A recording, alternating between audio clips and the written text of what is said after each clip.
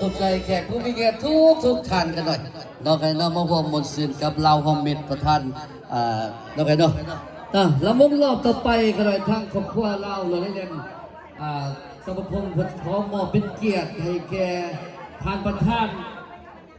สายสัมพันธ์กันหน่อยสอนนักเขตน้องไก่น้องเขาเล่นเส้นทางคำเผยสุริยาพร้อมเลยภรรยากันหน่อยเอาที่ใส่น้องกันหน่อยตุ้งพ่อเฮาคุณลูกรอกระโมนนี่แหละกันเนี่ยน้องไก่น้องเขาเล่นเส้นทางประธานสวัสดิ์เขตน้องไก่น้องทางคำเผยสุริยาเอาเพิ่นยืมบอกกันหน่อยเอาสั้นๆนะครับตัวพ่อเฮาสุดๆเลยพันแน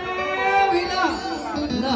มาบอกคนใจเด้อขนาดนั้นมาหมดเสร็จน้ำพี่น้ำน้องห้องบุญปีใหม่ผ่านใหม่เพลงก็จะส่งพลังเอาฝนขอมาในจังหวะลำวงธรรมดานะครับเขาบอกลำวงเลยเป็นเกียรติให้แก่ทักษิณของสายสัมพันธ์สวรรค์เขตนะครับขอเชิญพี่สนองห้องมาห่วงบนเชิญครับทัดคำเผยประธานสมาคมนะครับผมเดชภรรยานะครับเอามอบหน้าที่ให้ยายบริจาคมันอีก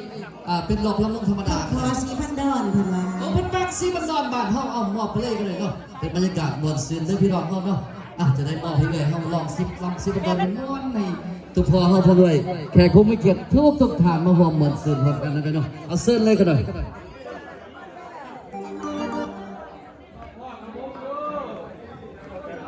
คือพอเขาว่าเส้นมาก่อนพกเด้อมันว่า